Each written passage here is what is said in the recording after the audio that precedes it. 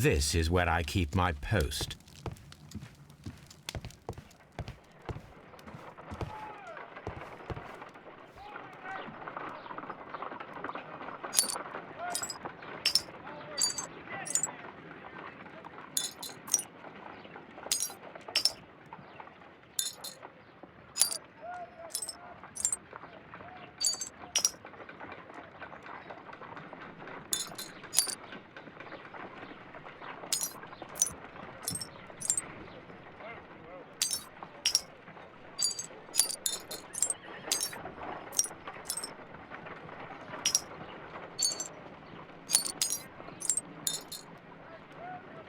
Done. Watson, could you please use this negative and your photographic equipment to process the photograph?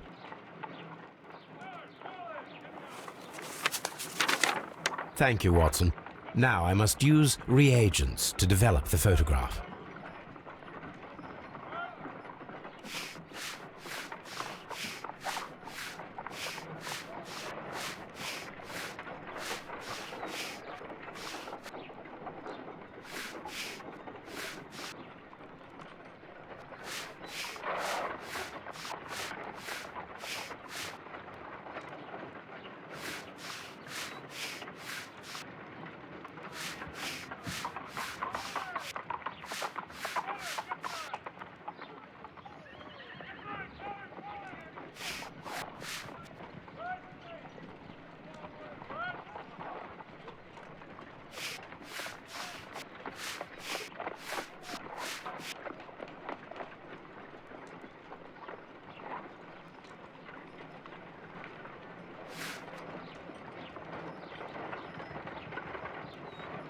Sir Rodney. Another archaeologist, most probably. Ice. Ice. Salt. The pyramids of Giza in Egypt. Ice cream in the desert. We are indebted to the Romans who developed the technique.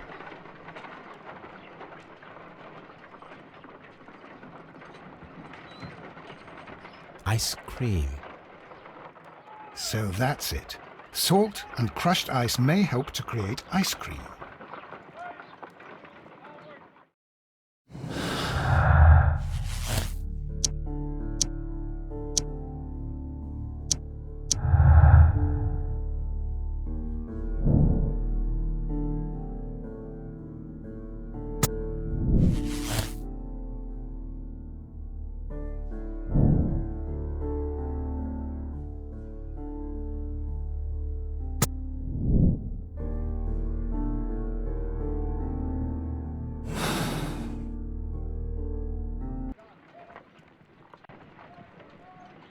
If I wish to shape the ice knife, then I need to pour water inside the mold.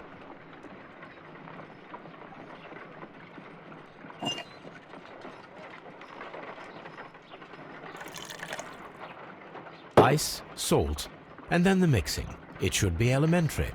We need to reach -20 degrees Celsius to fully freeze the water inside the mold. Before beginning, I must remember that I have enough ice and salt for no more than 4 attempts.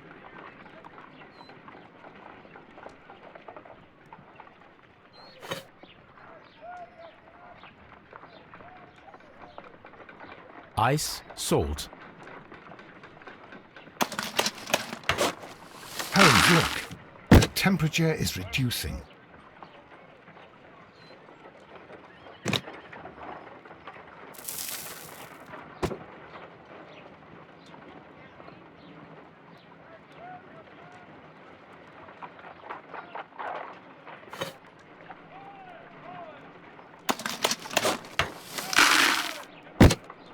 A block of ice.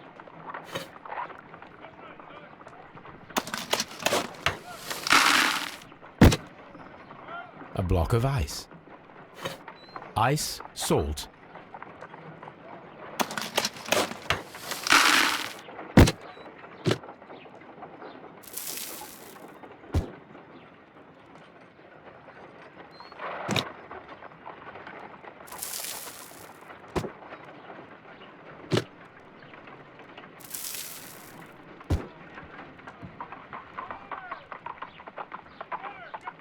We cannot be making it correctly.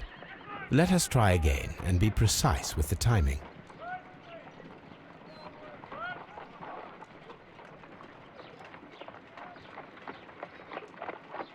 If I wish...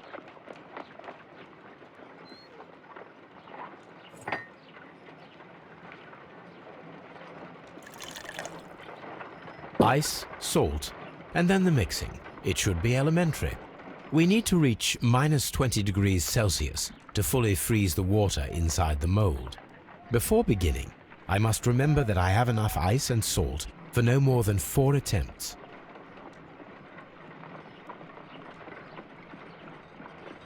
A block of ice.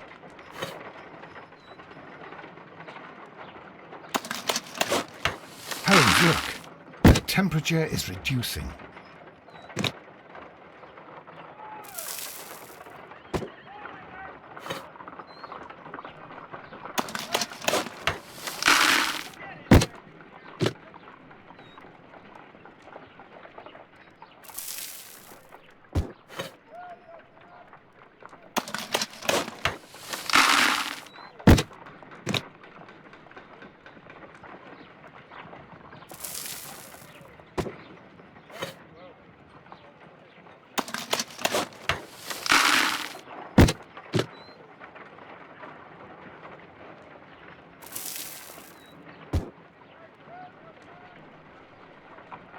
Excellent. Now we must check to ensure that it is adequately frozen.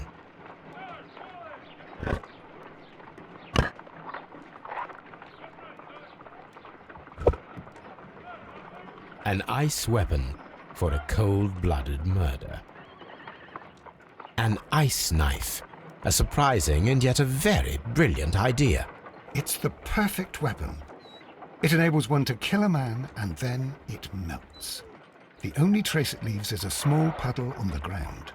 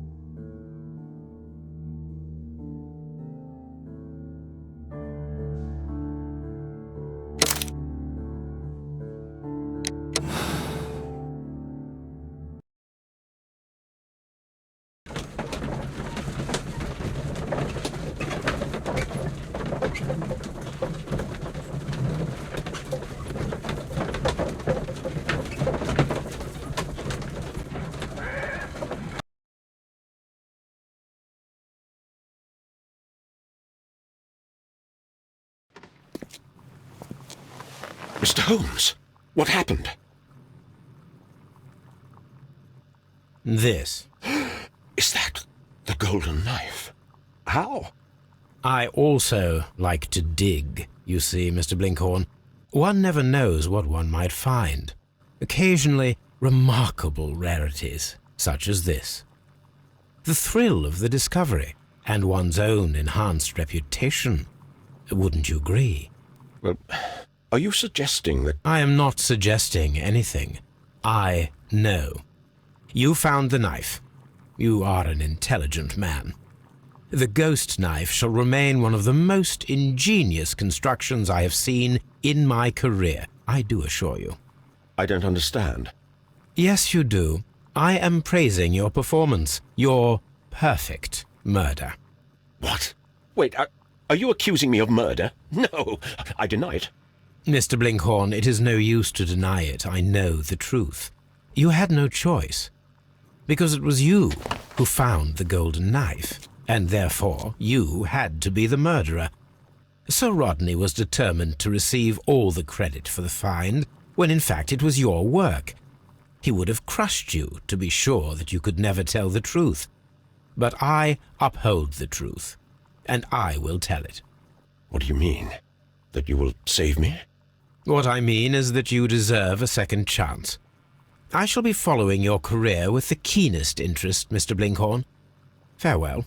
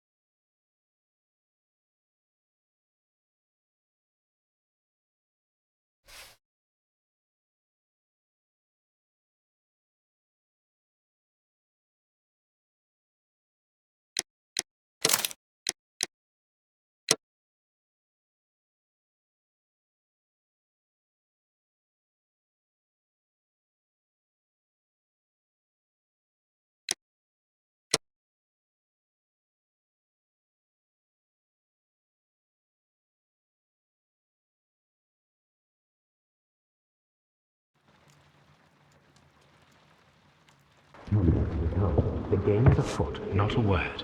Into your clothes and come.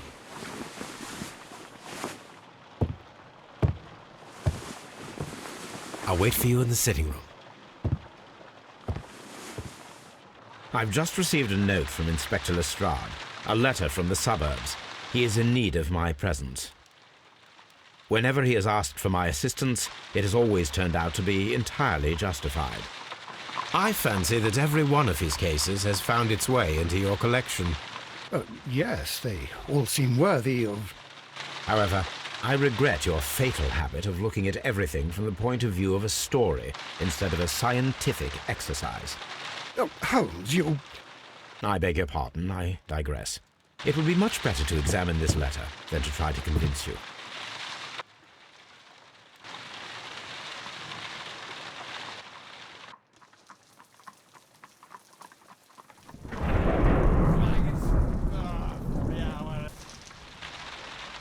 The letter is on the table, Holmes. You should take a look.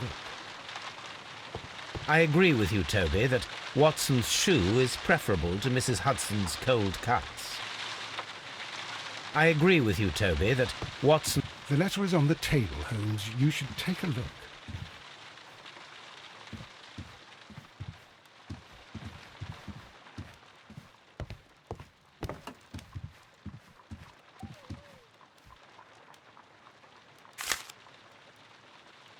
I can tell from Lestrade's handwriting that he was in a hurry when he wrote this letter.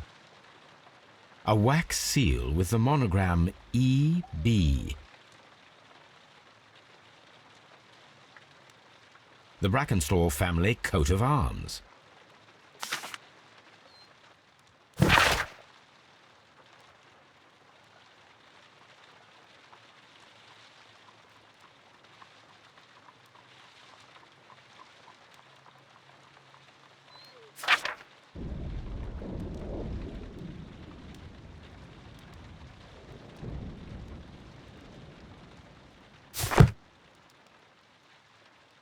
So, what is it, Holmes? Promising, as always, it appears to be a case of murder. So you believe that Sir Eustace is dead? I should say so. Lestrade wouldn't have sent for me for less. His writing shows considerable agitation, and he is not an emotional man. These people belong to high society.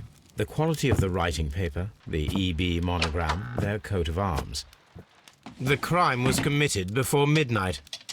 Holmes, how can you possibly tell?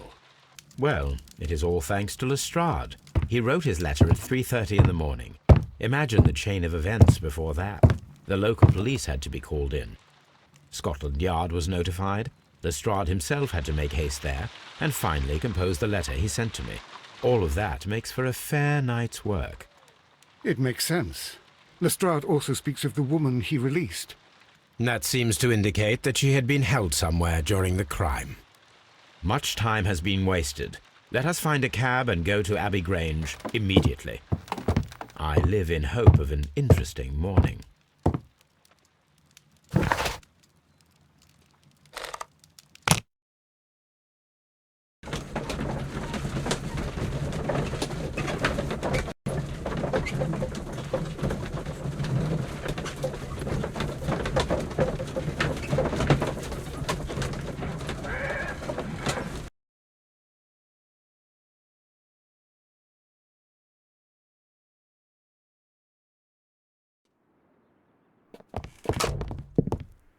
Ah, Mr. Holmes and Dr. Watson, here you are. I'm very glad that you have come, but perhaps I should not have troubled you after all. And why is that? Lady Brackenstall has come to her senses, and she has given so clear an account of the affair that there is not much left for us to do. You remember that Lewisham gang of burglars? What, the three Randalls? Exactly. The father and two sons. It's their work. They stole a silver service, which is of great value. Sir Eustace Brackenstall is dead, then? Yes. His head was knocked in with his own poker. A violent act of aggression. Yes, the poor lady. She has had a most dreadful experience. She was assaulted and tied to a chair. But I think that you would best see her and hear her account of the facts. She's in the morning room with her maid to raise a right. Where is the body of the deceased? In the dining room. We haven't touched anything. All right, I'm going to examine it. Very good, Watson. Lady Brackenstall awaits you in the morning room.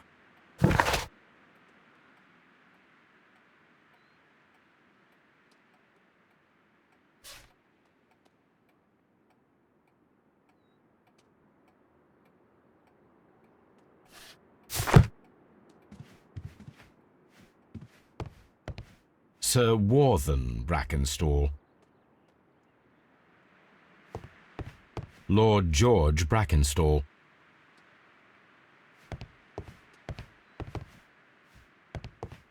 Lord Brigham Brackenstall. Lord Ramsay Brackenstall. Baron Lyndon Brackenstall. The Brackenstall family seems rather austere.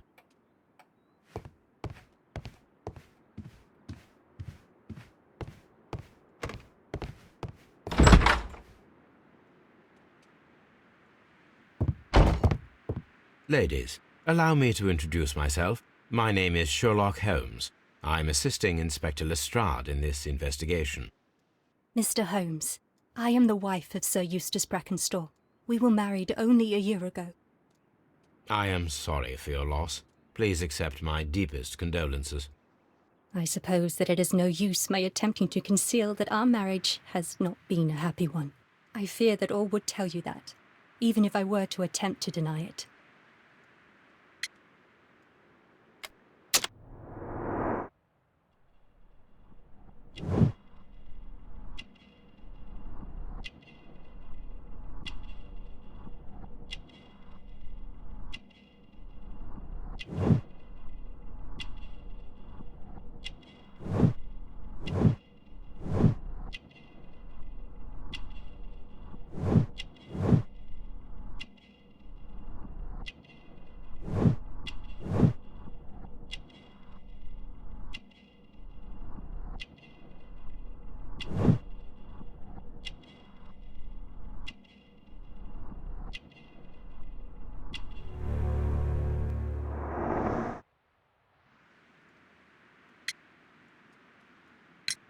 Can you describe to me the events of yesterday evening? Is it really necessary? I have already told Inspector Lestrade all that happened. Yes, madam, it is. I will tell you then. Sir Eustace retired about 10:30. I sat in this room until after 11, absorbed in a book. Before I went upstairs, I entered the dining room to fetch a candle and... oh God. Please, go on. As I approached the French window, I found myself face to face with an elderly, broad-shouldered man who had just stepped into the room. Close behind the first man, I saw two others. One of them struck me a savage blow with his fist and felled me unconscious to the ground. And then? When I came to myself, I found that they had secured me tightly to a dining room chair. It was at that instant my unfortunate husband entered the room. He fought with the intruders? Yes, I think he had heard them, for he was holding his stick. But they were three, and he eventually succumbed. One of them, the elder one, struck him a terrible blow with the poker. I fainted once more. When I opened my eyes, they had withdrawn. Then my brave Teresa came to my assistance. Did these three villains steal anything? Yes, I found that they had taken the silver from the sideboard, but you can see for yourself in the dining room. You mentioned that your marriage was not a happy one. Was there anything specific that was troubling you? He was not a nice man when he was drunk, and he suffered from dark moods, but nothing else.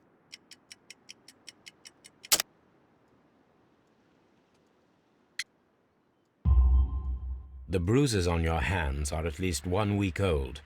Your husband caused those bruises? Oh, do you? Yes, he did. He was very angry at the time. Out of control. Again. Sir Eustace was a drunkard. To be tied to such a man for life is worse than death. Your ladyship?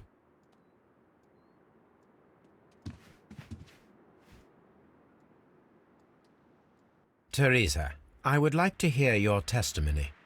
Certainly, sir.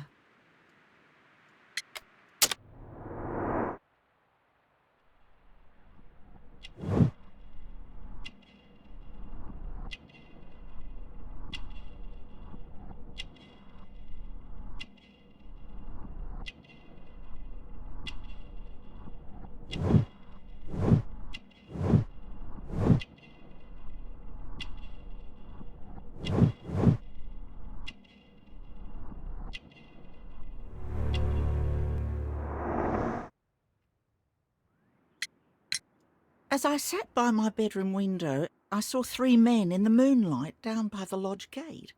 But I thought nothing of it at the time. Oh, if I'd known. And then? I went to bed, and it was more than an hour after that I heard my mistress scream. And down I ran, to find her tied to the chair and him on the floor with his head smashed. That's all I know.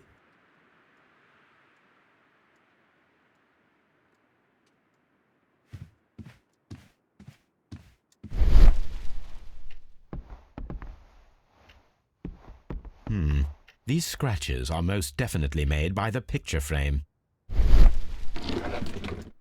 This is Sir Eustace's safe. There may be something important inside. I must ask Lady Brackenstall to open it.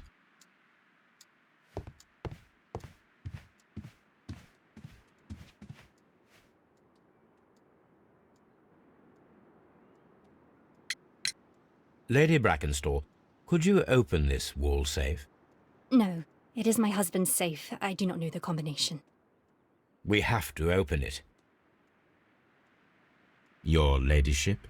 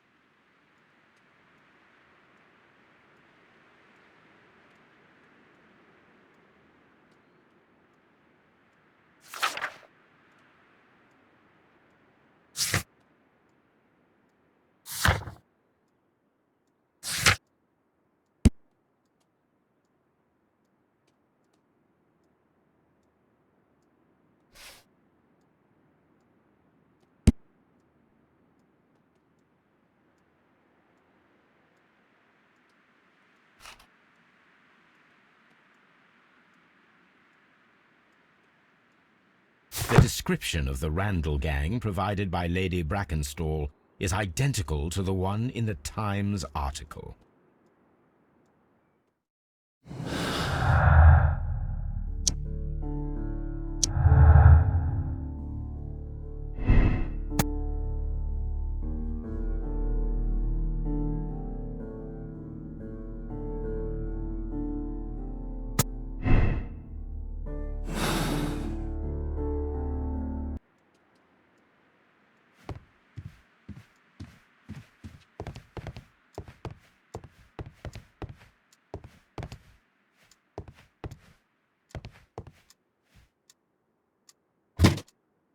This photograph of Lady Brackenstall and her maid Teresa was taken at a port, but which one?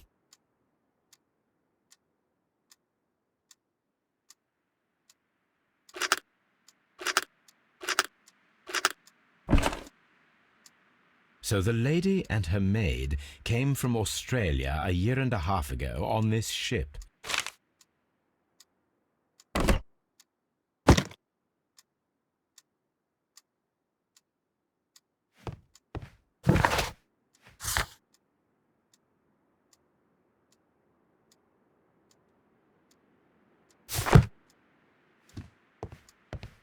Let us try to open this safe.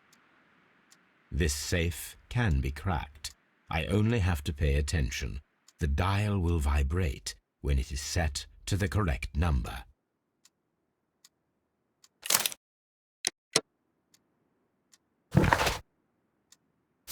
Let us try this safe.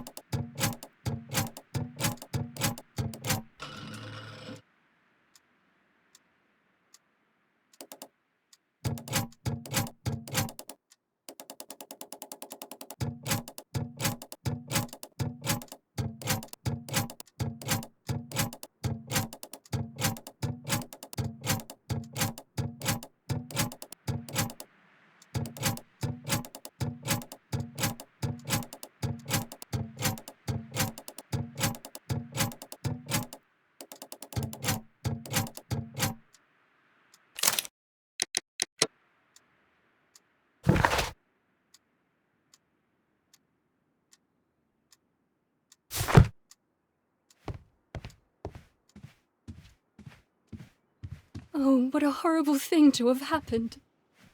My mistress is very tired. Can't you allow her to her room?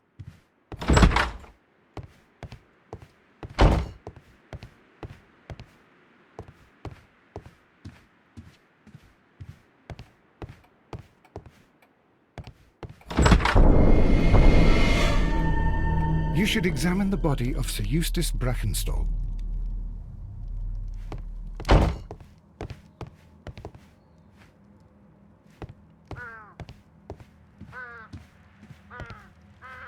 Antique hunting weapons. A hunting scene. A trapper's hut. A trapper's hut.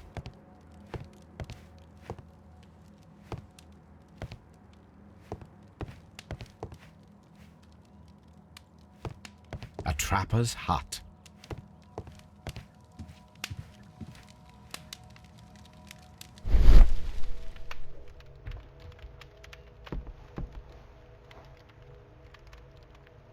It appears that the bell rope was cut by someone taller than me. A fur trader's cabin.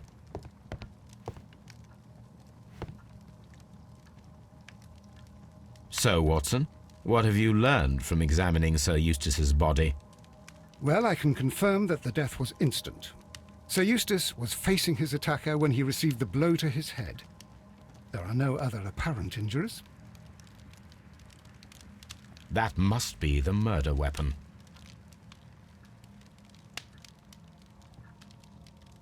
The head was cracked with the force of the blow.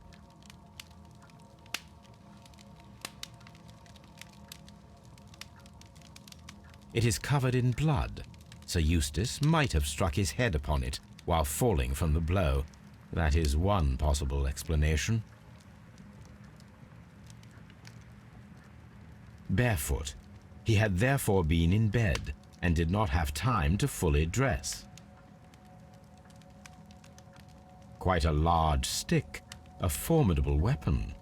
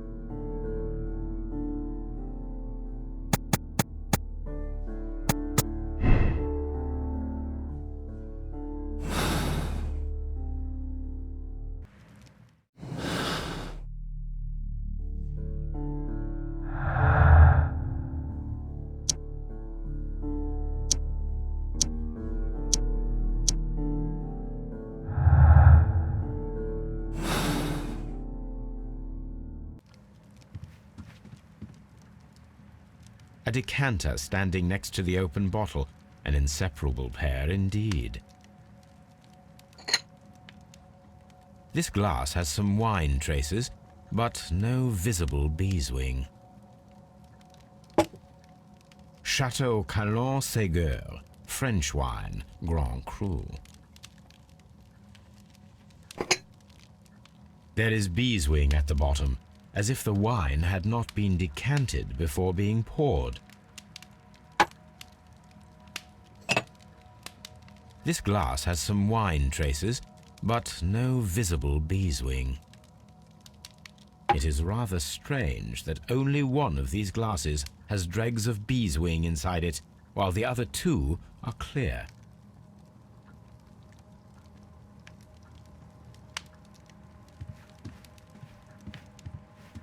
A deer hunt. The hunting scene. This candlestick is valuable. It is interesting that it was not also stolen. These wine bottles are expensive and mostly from France. An empty silverware box. It appears that the intruders have stolen the contents.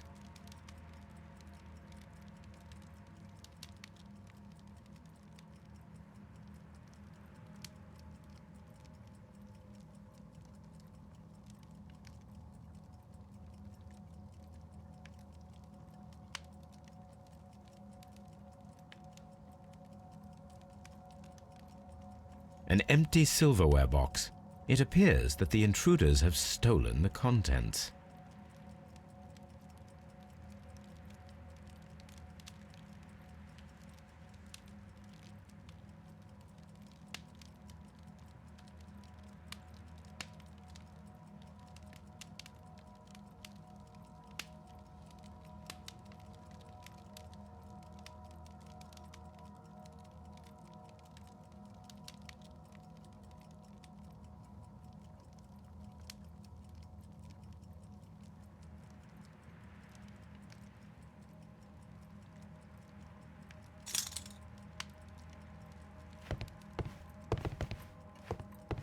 The hunting scene. The hunting.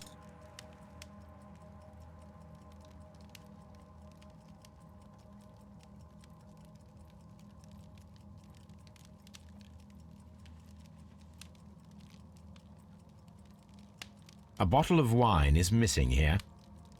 The criminals did not thoroughly ransack the house. They only took a little silverware.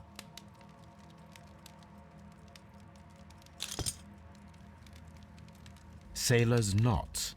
That's interesting. This rope was handled by the murderers. We need a scent hound to follow their trail. I will take it with me.